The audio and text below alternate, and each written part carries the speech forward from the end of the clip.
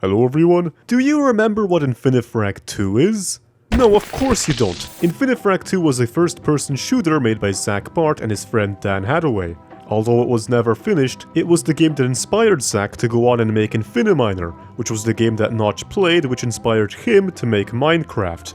But let's go back to Infinifrac. Infinifrac 2 was quite the revolutionary game for something that was never released. The first Infinifrac practically invented the idea of placing blocks down in a 3D grid, while the sequel was like 2 steps off from being Minecraft's world generation years before it was made. This is all stuff I said in my Minecraft history video, and in that video I also said that Infinifrac 2 inspired Zach to make a game all about caves, which is the point he left the project to work on Infiniminer. This technically wasn't a lie, but I left out one very important detail that completely changes the story. While it's true that Zach left Infinifrac 2 to work on another game, Dan Hadaway never did, and it's this decision that has resulted in the topic of today's video. Immediately after Zach left, Dan renamed the project to Block Arena, which is this Quake-inspired first-person shooter in which you can place blocks. The important part about Block Arena is that it too was never finished, ending up as this buggy game you can download from Dan's website. However, this is the same website I found while I was researching my Minecraft video, and on there I learned that in 2012, Dan would reuse the code of Block Arena to start making his next game. This game wouldn't be finished until 2021, at which point it was released on Steam and it looked like this.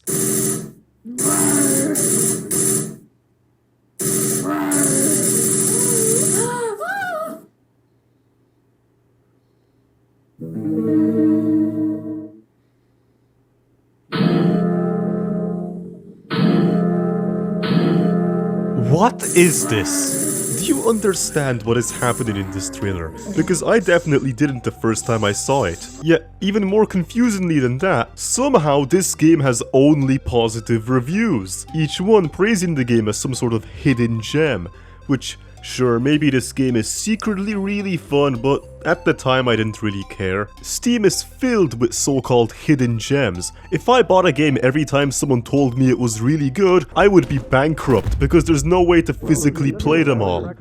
And so, that should have been it. That should have been the end of Fractal Block World. This weird little game I saw that one time while researching the Minecraft video. If it wasn't for this one Steam review at the bottom of the page.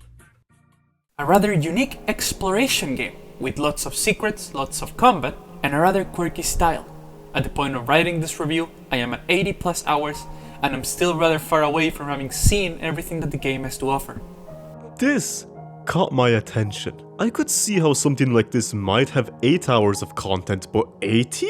How can you play a game for 80 hours and still not be close to seeing everything? Especially when the game in question looks like this. And sure, Levis could easily be trolling, exaggerating how good the game is for comedic effect, but with how positive the other reviews were, I couldn't help but think he was being serious. And here's the thing, Levis is not the only one with an absurd hour count for this game. 2 other reviewers had over 50, indicating that there really was something crazy hiding inside this random Steam game. So I gave in. My curiosity had piqued. I needed to know if Fractal Block World truly was this secret masterpiece, or if Levis was just some paid actor blatantly lying to my face. The rest of this video is just a glorified Let's Play, so I hope you enjoy that. Day 1. This is the only day where I forgot to record my welcome. I am immediately greeted with a welcome, which is a little strange as I've never been welcomed by a game before, but still I persisted, created a new game, entered my player name and... What? In this tutorial you learn how to create a game? What do you mean create a game? I thought I bought a game. All I want to do is play Fractal Block World, but even doing that is confusing as I have to select a package. Like, what is XAR? Aerospace and Defense ETF? And why does it say the main game of Fractal Block World 1? As if there's already a secret sequel I don't know about.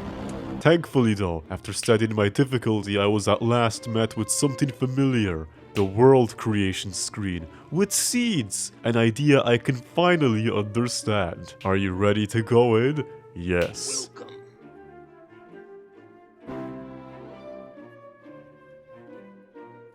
Upon loading into the game, I am greeted with enough buttons to use a nuclear submarine. At the bottom is my weapons arsenal, which includes such classics like Mini, Rail, Nuke, and Black Hole.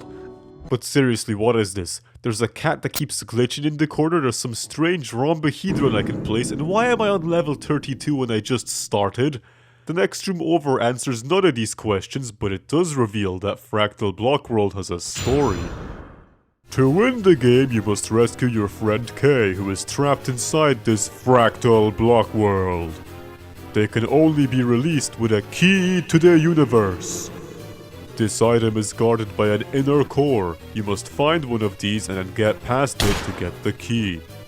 To get serious for a minute, this is where Fractal Block World started grabbing my attention. The place I'm in is the tutorial, and it's where the game's main mechanic is introduced: shrinking.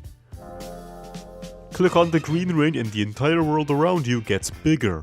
Or rather, you get smaller. It's a very unique experience, going from what initially seems like a small cramped room to this massive chamber in which simply moving to the other side is a tall order. But that's not where it ends. What's really cool about the shrinking mechanic is that you can shrink an infinite number of times. What is initially an empty room is revealed to be hiding many tiny cubes in the air when you shrink. Cubes so small that you are unable to see them at normal size. Shrinking again, and not only do these cubes grow in size, but there is revealed to be even more smaller blocks which were also invisible to us at our previous size.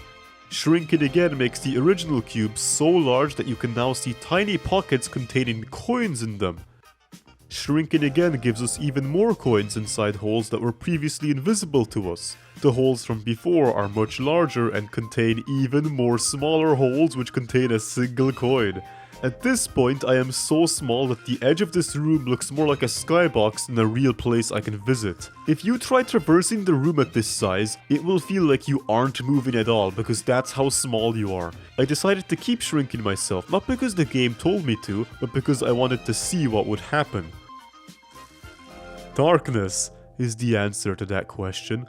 I had become so small that seeing the ends of the room was now impossible. Reaching the end of the universe is probably easier than reaching the end of this room. The original 1x1 blocks are now closer to gods watching over me, their size so indescribably massive that they are practically unreachable.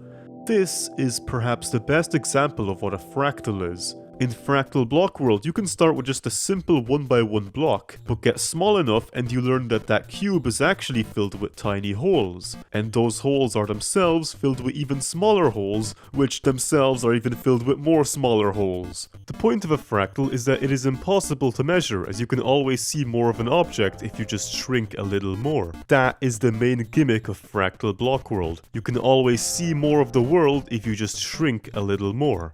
But more than shrinking yourself, you can also get bigger. After finishing the 15-minute tutorial, I left the tutorial box, at which point the game forced me to grow in size. I had to reconcile with the fact that the entire tutorial, which contained the rules, the lore, and the endless void, was now nothing more than a few blocks placed next to each other. You can always get smaller in Fractal Block World, but what's scary is that you can always get bigger too. At any moment, the game could randomly decide to turn your entire world into a couple of cubes. And I just have to deal with the fact that my whole reality up until then was essentially meaningless in the grand scheme of Fractal Block World. But of course, Fractal Block World is a game, not some nerd science experiment. So what do you do other than froth at them out at a bunch of cubes? Well, the answer is guns.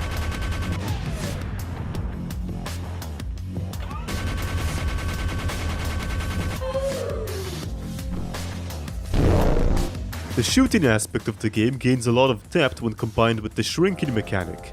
Because like everything else, the enemies become bigger when you shrink, their bullets also increasing in both size and damage, turning meager goblins that die in a few hits into indestructible titans about as large as the sun. There's this Lovecraftian idea that cosmic entities are indifferent about humanity, as we are all too small to matter to these godlike creatures. Fractal Block World disagrees though, because no matter how small I get, these giant fuckers are always determined to kill me. At some point, their bullets become so big that it is literally impossible to avoid them. This becomes the main gameplay loop. Because shrinking makes enemies bigger and therefore more powerful, you must defeat every enemy while they are small before it becomes safe to shrink. Otherwise, you will end up battling multiple planet-sized raid bosses that could have otherwise been killed in a couple of shots. But okay. Now that we have a basic understanding of the game, how does Fractal Block World turn this into 80 hours of gameplay? Well, let's just say there's a lot of places to explore. The first area is called the Yin Forest. After reading a text box that tells me not to walk into high voltage fences, I save my game and walk straight into the high voltage. Now, what are these sound effects? It feels like every sound was selected at complete random. Some of the enemies meow when you kill them, others go.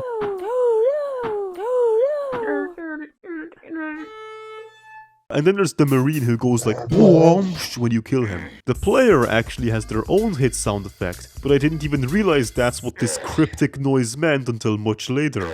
There's even a second noise you make when your armor breaks, and it's even more nonsensical. What part of this noise indicates that my armor is broken? I mean, who thinks of this stuff? After finishing the aptly called Noob Maze, we get a trophy going, "Oh yeah," and a message from Kay that goes like this. Message from your friend Kay. You just finished a Noob Maze. I will not think any less of you because you are a noob. We have all been there. But anyway, onto the first area, the Yin Forest. What's cool about the Yin Forest is that you can see the world edges when you first enter. It is only after shrinking a few times that you notice the depth of this world. The ground of the Yin Forest is filled with small grass trees, which when shrunk reveal smaller trees on the branches of the previous trees, and yeah, you can see where this is going. Except, unlike in the tutorial where every single block had coins, not every tree has something interesting in it, which means that sometimes you'll find unique structures and other times you'll find nothing. One of these unique structures I found was called the Black Flower, where I got this cool shotgun weapon. What's inside the Black Flower, you ask? Well, I don't have time for that today, you're going to have to wait until Day 2. Why can't I save on the main menu? Thank you, Fractal Dev Team, for this revolutionary new feature. It's been a month since I touched this. I don't know where I am. I don't know, I guess we follow left? Hold on. This is the treasure. That's right. By following the left wall in this maze, you found the treasure room. Not. This isn't the treasure room, you dumb idiot. This isn't the treasure room at all, it's just a brief pit stop in this giant 5-floor maze. Luckily though, the other floors didn't increase in difficulty, so after a couple more minutes of wandering around, my roommate walks in, looks at the screen and asks me what the fuck I am playing. How much content is in that game? Apparently, there's a Steam review of a guy that said, wait, is this the treasure? Is this the treasure? 1000% ammo? What is this Geometry Dash looking logo? Yeah. 20,000 XP. 5 levels. Laser. Freeze time. I have a new weapon. I have a max health. Are these all...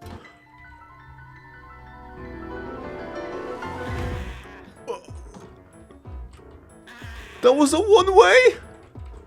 You can't just... There was an upgrade station up there. I missed it because the floor was a secret one-way door. What?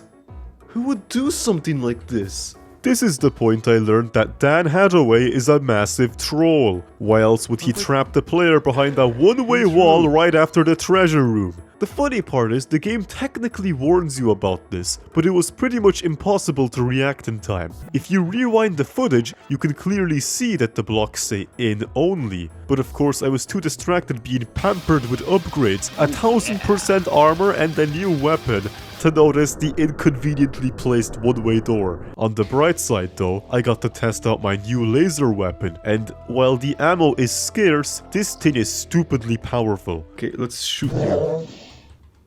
Oh? This is some kind of splash thing. What? Are they all dead? Come on, man. Let me back in. It's not fair. Run away. Run away, he says. Like, why? You can't lock me out of this. Oh my god, my health.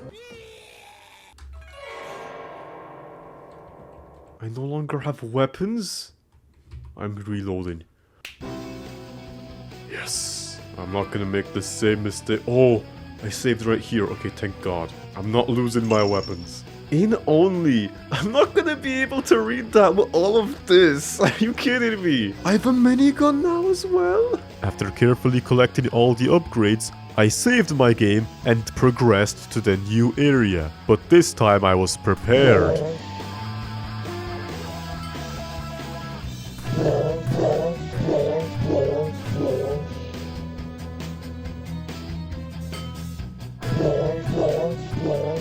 Stop!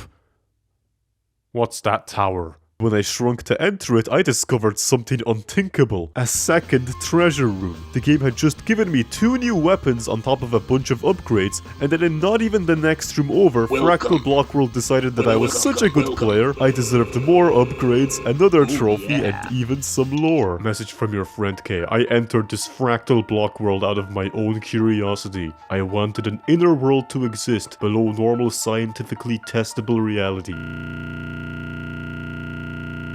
I love using Premiere Pro. I love using Premiere Pro. Then one day, while looking at a yin-yang symbol on some bulletin board, I felt something from another world nudge me from the yang exposed world to the yin hidden world. It put me into a yin world, part of this Fractal Block world. The yin world is a gateway into the broader hidden world of this strange universe. But anyway, after buying some rocket ammo for this gun I didn't have, I noticed this small plant in the corner of the room with an option to shrink beside it. After shrinking, the game asks me to shrink again, which shows me that this plant is hiding an entire world inside of it. Oh.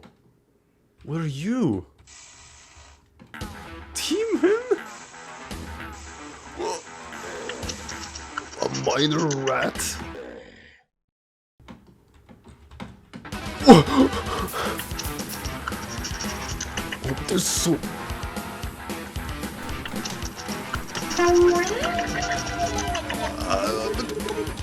do something.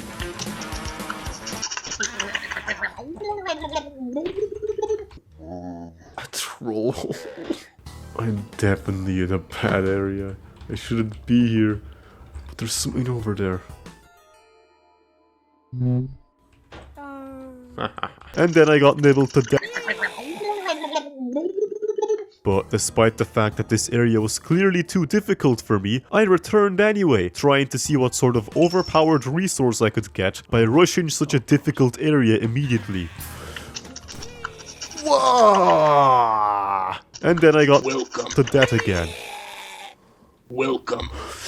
What is that thing? That is freaky. Oh, not you. It was very obvious that after 5 deaths, I may have been too weak for this area. But before leaving, I did learn one extremely valuable lesson. The minigun has a very surprising secondary fire, which poisons enemies to do damage over time. This poison effect turned out to be my most deadly attack by far, capable of dealing over 500 damage, which is like 10 times the amount any of my other guns could do. This let me destroy tough enemies such as the troll with 3000 health, as I could fire one shot, hide behind the flower, wait for the poison to wear off, before repeating the process. While this strategy wasn't enough to carry me through this area, I knew that in the future, I could kill anything I wanted to provided I had enough minigun ammo, and soon, I would discover such an enemy. But first, with no options left, I returned to the Yin Forest and just sort of wandered around for 10 minutes. Not really knowing what I was doing, just searching for something. I decided to check out one of the cubes floating in the air, but they just led me to a smaller Yin Forest exactly like the one I had used to reach this cube, essentially meaning I had made no progress getting anywhere. I was still in the Yin Forest, just at a much smaller level inside a cube. That was, until I noticed something very peculiar about this place. Excuse me? The secrets didn't end there, as I learned there was another location in the cube only accessible if you shrunk yourself. What are these guys?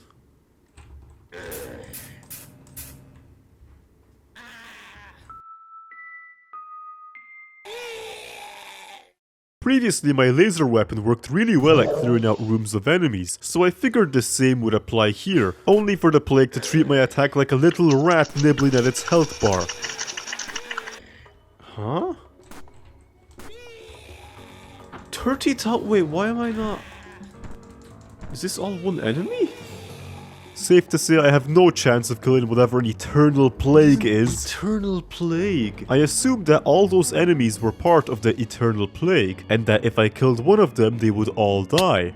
But I only wanted to believe that because I didn't want to think of the horrifying possibility that each individual plague ball had 30,000 health. Yet, that was not the end of my journey inside this cube, as there was yet another path I could follow, one that was much more reasonable, only containing a few small imps. And it is here where I learned the true power of my cannon shotgun. It took me until now to realize that the alt fire of the cannon shoots a projectile that bounces between enemies, instantly killing entire rooms of imps. While the laser gun was technically more effective in clearing out rooms, I could only use it 4 times before running out of ammo, which made the cannon much more resource efficient as it was pretty difficult to run out of cannon ammo. Who is Rigel?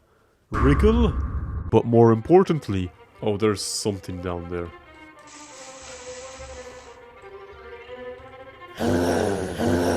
Lamprey? He has 30,000 health. Can I even kill that? Yes, you can. Or, at least I was going to try. I had been blocked off from progressing too many times, and this time I would not be stopped. Even though Lamprey was clearly out of my league, I was going to kill him. Except, Lamprey does a lot of damage. A lot of damage. If you look at your YouTube recommended right now, I guarantee Lamprey would be able to kill every single person there by him. Luckily, I had a trick up my nuclear submarine. Poison damage. Poison damage. Poison damage. Welcome. Damage. This is so exciting, he's almost dead.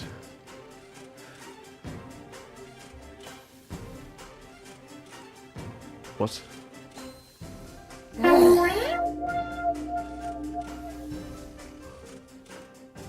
Yes. Is that more of them? Oh. Another plague. New objective. Collect the 50 gold. Even though I was blocked off by yet another eternal plague, I wasn't about to give up. Lamprey had just dropped 50 coins and I wanted my reward. However, the eternal plague does even more damage than Lamprey, which gives me only a slim window to retrieve the gold and escape the hole. I died so many times here, moving at every single possible angle, but the AoE damage of the plague was just too much to handle. Eventually though, after much pain and many reloads, I finally gave up. I couldn't do it, it was impossible. There's no way to get the gold, I can't get the gold. I'll take the XP, whatever. The last thing I did on day 2 was read a hint about a secret, which would become my next goal for tomorrow. But before we get into that, let's just go over what we've explored so far.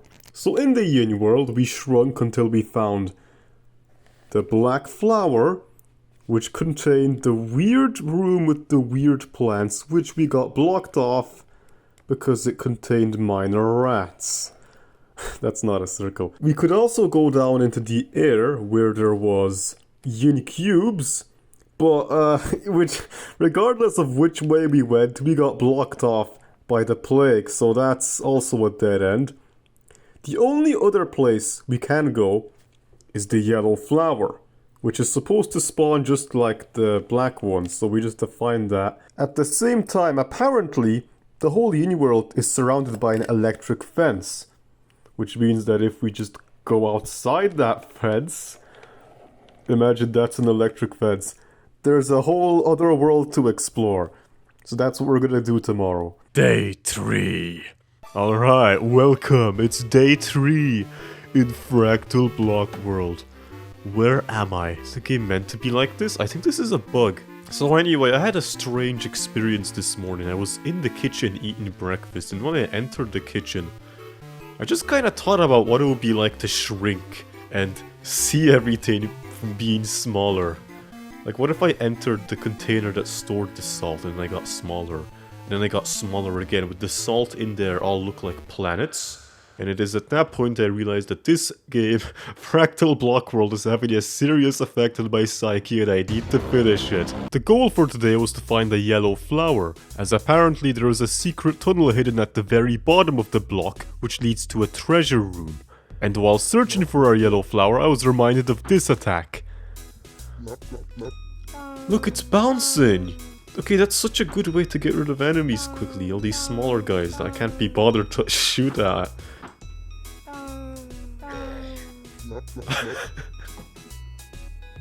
Oh, this is a yellow flower. You are about to enter the dungeon of this small yellow flower. The dungeon is the grey block on top of the yellow pyramid. But there's a secret under this cube, as we learned from that other place. So if I shrink and make my journey up here, will I find it? God, this whole room is so massive now. Welcome.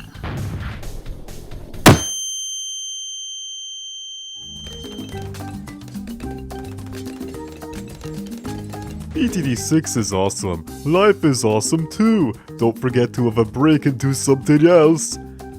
No, really, stop procrastinating. That's the opening, that's the secret. Is this the secret? Oh, there's a lot of stuff there. I think we just skipped the dungeon. Message from your friend K. I am K. You must kiss my fractal mass. My mind has changed. I am going to kill you. Hold on, what is this? A Yin World gated community. An island surrounded by yellow electric fences. Big islands in the Yin World? To gain access to the village, you must get a key by defeating a boss that lives underneath the island. See, the thing about Fractal Block World is that sometimes the game gives you tips for places you have yet to be, and I had no idea what any of this meant. So, instead of trying to figure that out, I went to the one place I haven't visited yet. The rest of the world, outside the electric cage.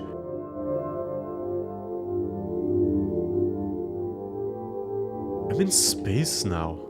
That whole place I was in was nothing. This is where the actual game is, and there's orange pyramids.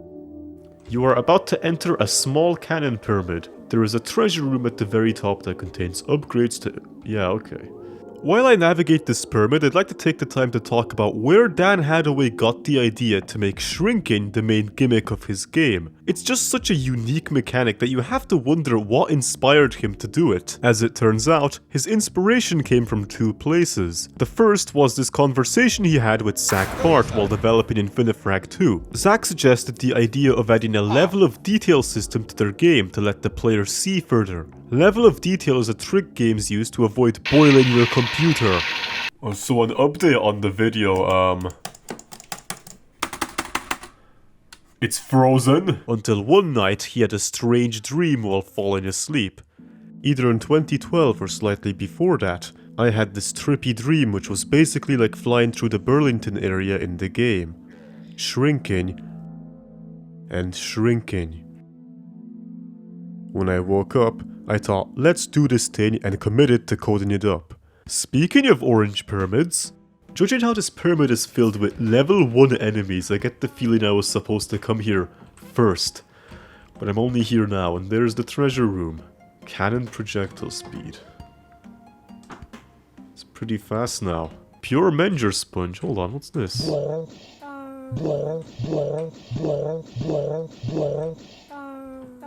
What is this? How many is...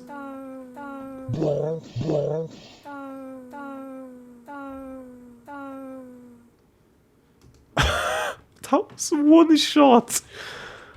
That was one bullet that did all that. Unfortunately, it turns out that the Menger Sponge is just another troll trap by the Fractal Evil team, as inside the Menger Sponges are dangerous shrinks, which you can't grow out of. So like a complete moron, I shrunk myself several times, effectively getting stuck in this one random part of the world. I had just entered the fractal equivalent of a quicksand trap, becoming so small that it was literally impossible to move beyond the nearby godlike trees.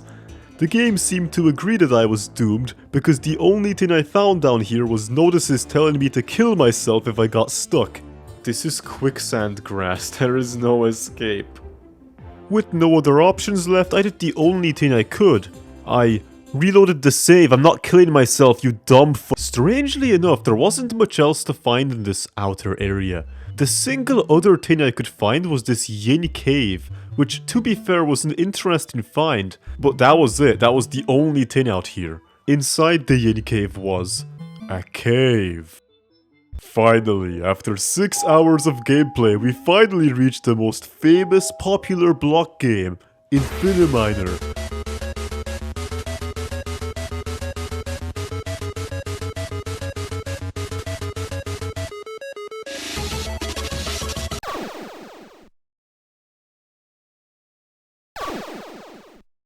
Hey, why am I being spawn camped in Infiniminer? There's also gnolls, which are kind of cool, but they're not. And I found a giant red square. Inside the giant red square is a single trophy and a jumbo yellow flower. I originally thought this dungeon was just going to be a larger version of the yellow flower, but oh no, this is a completely new place. Immediately I am forced to fight whatever a collapsed spirit is to enter, which of course I just poisoned to death. Every enemy after the collapsed spirit was an insurgent, which has a really silly interaction. Because they drop a full restock of minigun ammo after death, it means you can spam your minigun down this hole without ever running out of ammo because you keep picking up the boxes. The insurgents will die before they can even do anything, which is funny.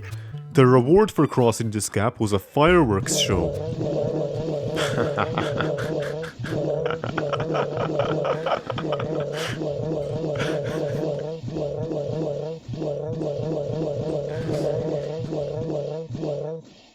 Do you ever wonder where pink rings will take you? The game is telling me to open up the console.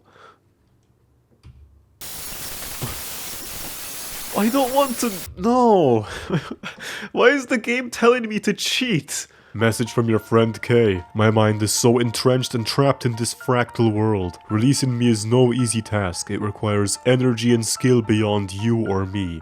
But this type of task is not uncommon in the fractal universe, and it is possible. That is why you need a key to the Once you simple touch such a key, we can immediately execute the command to save me. Awesome, he wants me to open the console. That's gonna be the key to the universe. It's gonna be a console command. Aha, we can enter here now. Who's Ton 618? Okay, so fun fact. Ton 618 is the biggest black hole in the universe. I don't know what to do with this information, it's up to you now. Well, haven't you just found a wonderful secret? There is a blue ring device here. It will bring you outside of this small yellow flower. But you'll never be able to get to the blue ring device because there's a wall of lampreys in your way. But you know, there is another place you can find a blue ring device within this small yellow flower. It is quite deep, so you probably won't be able to find it. I wish I could shine a light on its location, but I would not want to spoil the fun. Wait, hold on. Are Hamprey Hamprey's that one guy with 30,000 health?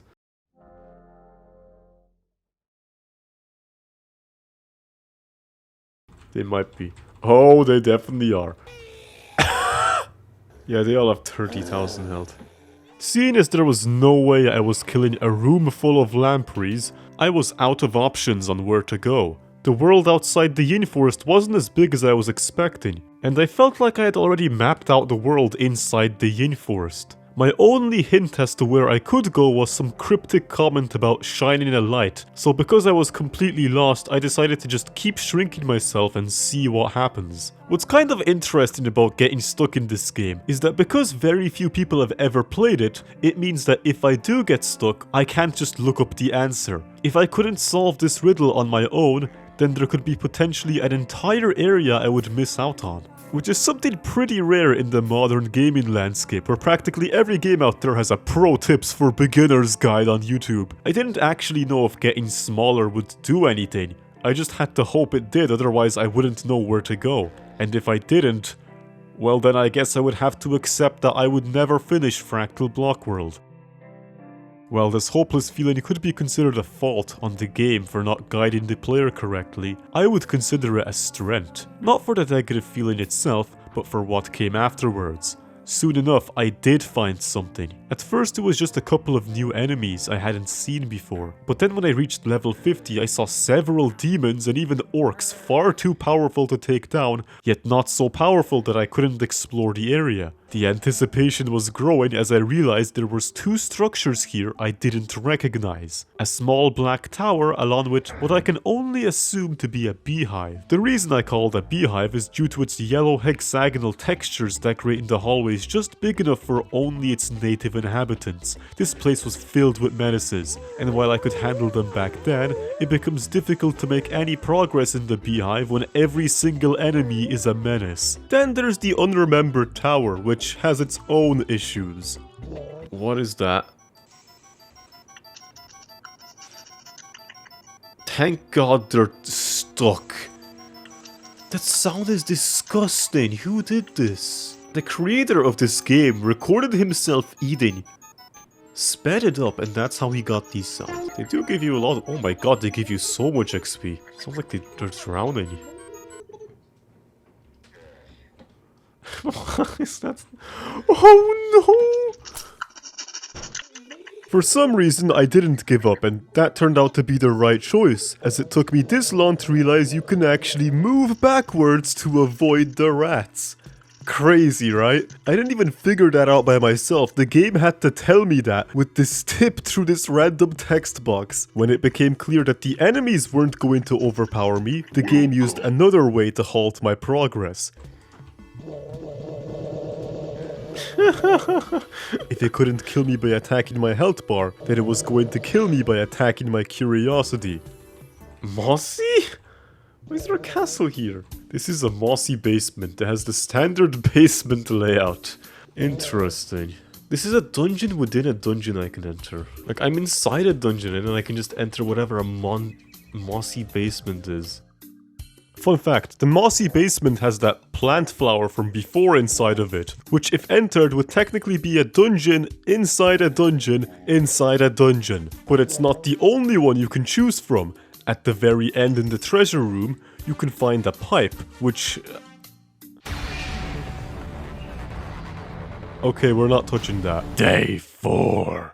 So I got good news and bad news. Let's start with the good news because there's a lot of it. I had unlocked quite a few new weapons yesterday, when one of them is the single most overpowered item in the entire game, the homing missile. Now I know I've called pretty much every weapon I've gotten overpowered, but this time I mean it. There may be weapons like the nuke which do more damage than my missile, but in terms of versatility, homing is king, and I'm going to prove that to you with this one single clip.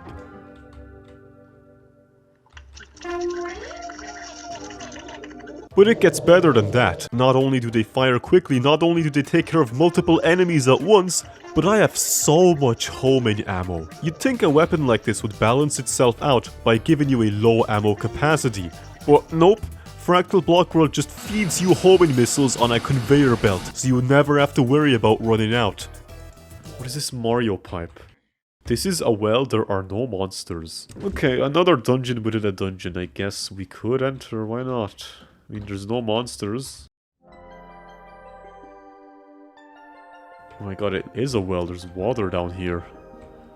I have to travel between the surface of the water? This is cool. Good news number 2 is that inside the well I found a nuke. I have a nuke? I saved my game. Let's test the nuke out on you.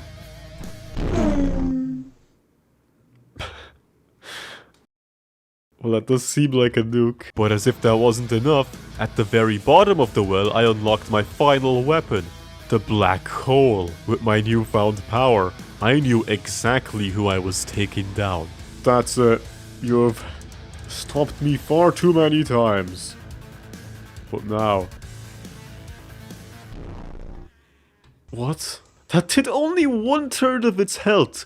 I can nuke these guys and it does nothing. If you recall, there is a eternal plague in this plug, which we should be able to kill. First, let's see what the black hole does. Maybe that's better than the nuke.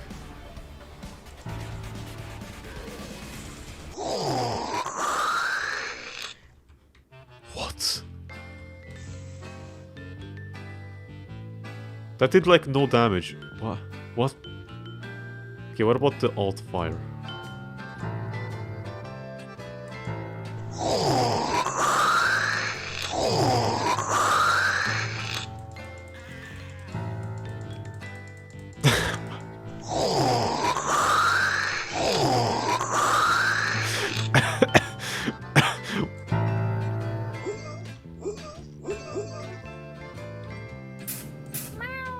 What's the point of this? If I sit here, I launch a nuke.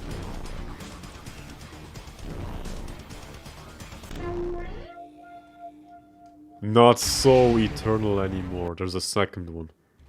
Okay, what if we just run past him?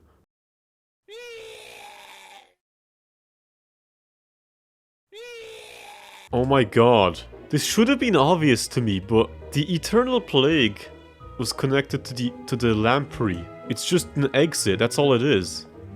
It's just a way to get out, there's no other secret here. I then tried returning to the lamprey room to see if my nukes could handle them at least, but that's when I learned that the nuke weapon does absolutely no splash damage. That wasn't the bad news though, because there's still one more bit of good news. You see, I have over 3,000 fractal coins.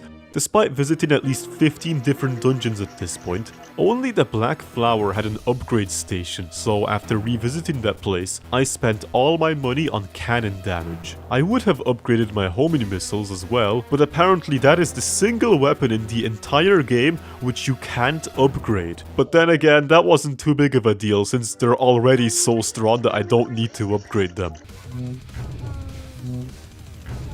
Why am I not using the rockets? These things are another way to get rid of these guys. It's not as good against you though. You could just nuke him. There's something here. But it's in a... It's surrounded by a barrier. You are here. Oh, it's a map! The edge is surrounded by plague. Oh, here comes the guy. How about no? I think the plague exists to block you, you're not meant to kill it. But then, I have to make it to the fruit. The red fruit. Oh my god, I can two-shot demons now with my cannon. I can even kill the minor rats, I fire so quickly. Alright, this will be the ultimate test of the cannon. Can it defeat an orc? You can kill trolls now with the cannon. Okay. Finally, progress, new stuff. We're safe from the void, the plague, whatever it is, and now we can enter the fruit. Oh, with that monstrosity inside. Is this a boss? Oh, these are spiders. What's interesting about these giant spiders is that normal weapons don't work against them. They are so massive that weapons with small bullets just can't hurt them. This is where rockets can finally get a niche. They aren't the strongest weapon, but they can consistently deal with large enemies like spiders, which is where it comes in handy. But that's also where the good news ends. You can keep going past this plant, but all that will happen is you'll get stuck in quicksand grass, where the only things to find are some drawings and a stronger version of the basement. Now, it's time for the bad news. When I entered the beehive, I thought I was maybe around halfway done with Fractal Block World. I had just unlocked every single weapon, and on top of that, there wasn't many areas left to explore, giving me the impression that I had seen most of what the game had to offer. But then inside the beehive, I found a small black cube. I shrank myself to try enter the black cube, and when I did that enough times, I discovered that this was just another beehive. It's this weird place filled with caves and yin trees and chains from the top to the bottom. What? Not only was this place strange, but it was also massive. The well I encountered earlier was a quick 5-minute adventure, but this place just kept going and going and going until eventually... Just when I was thinking that I would never make it to the center, here we are. Oak tree? This is an oak tree. This is a floating island. What are you talking about? You can enter here. Oh my god. I don't know what plant this is anymore, but it's some sort of plant. This is an oak tree. This is an oak tree. We finally found it. Inside this new tree area was a cardboard box, and inside the cardboard box was a paper box, outside of which was this whole new world with many new areas to explore, one of which being this small 3x5 tube. I mean, it's just a small little tube. There can't be that much new content inside of it, right? Right? There's a map for this area. There's this like tiny 6x3 box I just enter because I'm out of curiosity, and turns out there's a whole ass area in here. You thought that's the end of it, did you? Think again. The game then tells me that I'm actually on the right path to discovering the inner core. All I have to do is find a yellow cube, which I do. Although entering it is suddenly a challenging task. Normally entering places you are too big for is as simple as clicking the shrinking ring. But you see, this is the stony air, and that means the developers stoned up an entire mini dungeon you must cross every time you want to shrink. When I finally shrunk down to fit inside the yellow cube, I found another grid place containing a church? Inside the church, after defeating the 6 remaining people still going to mass, I found a cube telling me of several side areas I could visit, most of which I had never even heard of yet. But then, deeper inside the church, I found a map telling me how to progress along the main branch, as well as another map showing me whatever's inside a blue bubble, and at this point, my brain was overloaded with information. I could not keep track of it all. It was getting late. Good night. Day 4. What, did you fall asleep or something? Wake up, it's day 5! But first, let's go over what actually happened yesterday. The place we are in is called a monastery, which is found inside a yellow cube, which is found in the stony air, which is found in the Tweedledum airbase, which is found in the oak tree, which is found in that weird black box thing, which is found in the beehive we found yesterday. Inside this yellow cube, you can actually find a real beehive. However, I wasn't able to get very far there because with no other options, I decided to continue with the main path and entered the black cube in search of an orange. Now, something interesting about the monastery is it also tells you some cool facts about your weapons, one of which being the railgun, which I've had for a while now but never really used, at least until now, when I learned that apparently this weapon heals you by stealing health from your enemies, which means that all those times I died previously out of low health could have been prevented if I had just used the railgun. As you will see later, the railgun can prevent you from dying even if you are fighting enemies way stronger than you, because you can just keep stealing health from them. But that's not all. The other thing I learned is how black holes work. So in Fractal Block World, black holes can only damage enemies that are much larger than you. Otherwise, they just don't do anything. While you almost never encounter enemies bigger than you, when you do, this black hole becomes an eco-friendly nuke.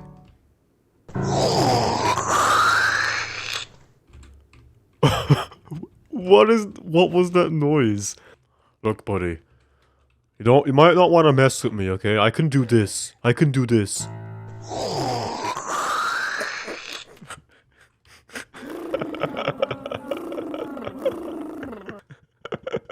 Hey man. Hey, I need to blow my nose.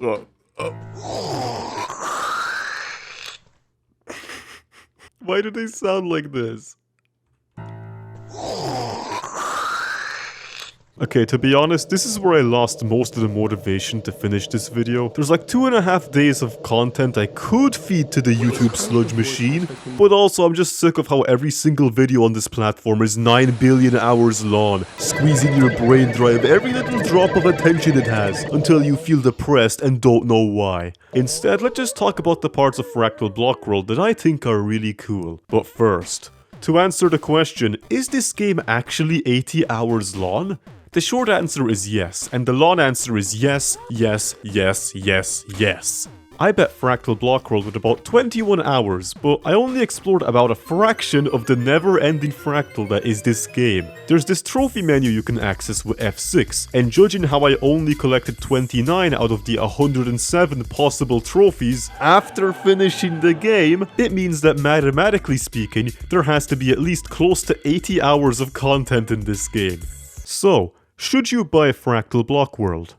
Ultimately, that's up to you. I could do the pretentious video essay thing where they take some random aspect of the game like shooting and write a paragraph about how it's the most genius mechanic no one has ever done before. But to be serious, while the shooting here is fun and all, it's very basic. I mean, the final boss is literally just a giant damage sponge that you just shoot nukes at until it dies. If there's a reason you would want to buy Fractal Block World, it would be for the surreal exploration. The whole shrinking mechanic never gets old. Every single time I'm presented with a new structure, my mind fires up, eager to see what's inside. You'd think I'd grow bored of the game pulling what is essentially the same trick over and over again, but no, it really never gets old. The exploration is so interesting that there is an entire mode you can play which disables monsters and lets you explore the world at your own pace. And so the rest of this video is going to be me showing you some of these crazy locations I found. And if that doesn't convince you to buy the game, then nothing else will. The first place I want to talk about is the town of Williston, which is supposed to be one of the few places in Fractal Block World that has civilized citizens and not monsters that want to murder you all the time. To enter Williston properly, you must cross this security tower filled with security guards that want to murder you. Initially you're just in the outskirts among the trees, but then you get closer to these weird pillars, which when you shrink, turn out to be buildings. Oh, you can just buy nukes in this town? Oh.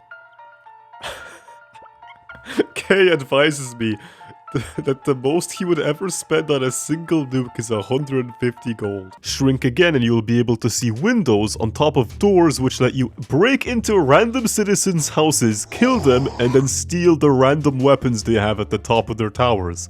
If you shrink again, you can even invade people's homes in this game by slipping through the little gaps in the walls. Another cool city is the city of Burlington, which is this late game area you find in this weird hallway with a bunch of pirates for some reason. Shiver me timbers. Just like Williston, Burlington also starts off as just a bunch of towers, but shrink and you find something a little bit different. In between each tower there are actually small bridges, and if you shrink down enough you will see that those small bridges have towers of their own, and it keeps going down like that.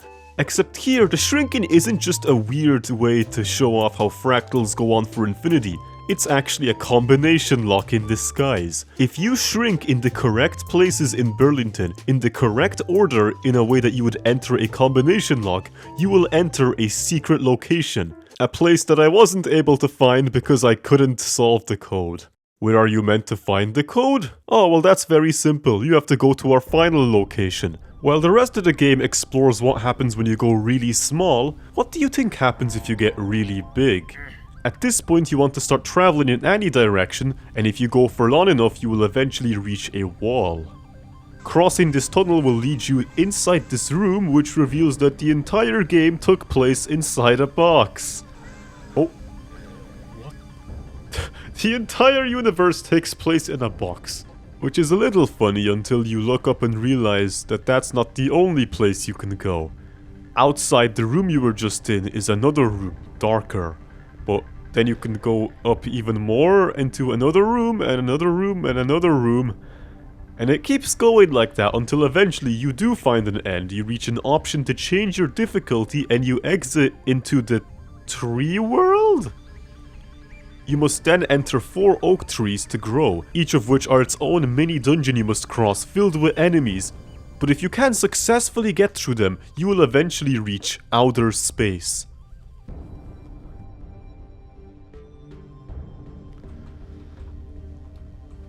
What's up here? What? Oh my... The sun? That's the sun? What planets are these? And another place to grow. Making these guys closer. You're not so strong now, are you? Unsavory goon. More like, die.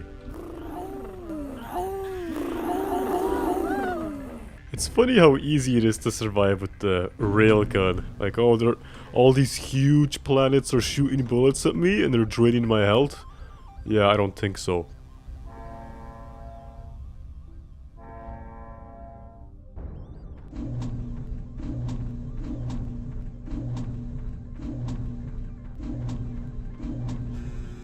We can grow here one more time to reach, so we can reach that number 1 faster.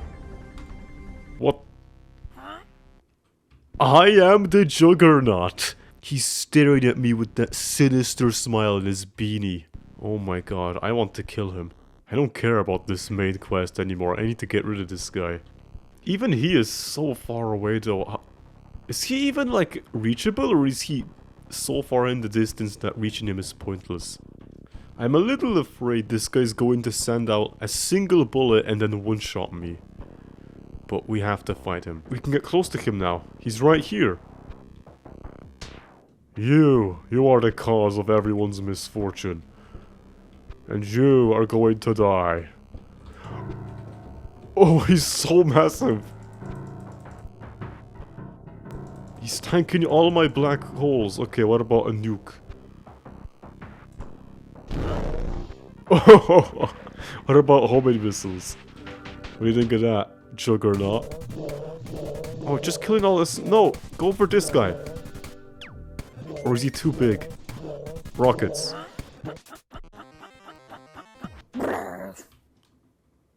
Wait, seriously? All he dropped was an ammo packet? What's most interesting about space is that after you grow to your largest possible size, you will begin to see the city of Mylantis in the distance. A structure so important that there is only one of it in the entire game.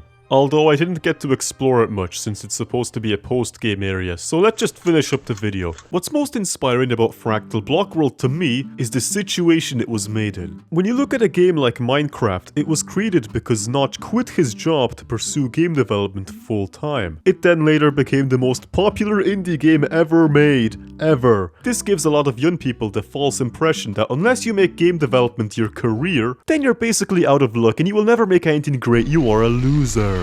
Yet, despite making it Infinifrac 2 with Zach Barton University, Dan Hadaway does not work as a game developer, or anything even close to that. According to his website, he's just a normal guy working as a maths lecturer at a university. Despite that though, he still managed to make a fully fledged 80-hour experience in his spare time. It may have taken him 13 years to release the game on Steam, but those 13 years have created something undeniably unique. I genuinely don't think I will ever play a game like this again unless Fractal-like becomes its own genre. If there's one thing you should take away from this video, it's that you don't have to make creating art your job. Even if you really enjoy doing it, you're allowed to do things for the sake of doing them, even if it doesn't make you a billionaire or world famous. There may be massive stars in the distance, but you don't have to reach them to be happy with yourself. It's okay to just create things for the sake of making them. Some people might look at the Minecraft timeline and think that Infinifrac 2 and Infiniminer were failures because they didn't reach the heights that Minecraft did. But I don't think that's true. Infiniminer was just one of the many steps required to make every other Zachtronics game, while Infinifrac 2, well, it made this game. By the way, thank you for adding a windowed mode and actually responding to my Steam message. I did not expect that.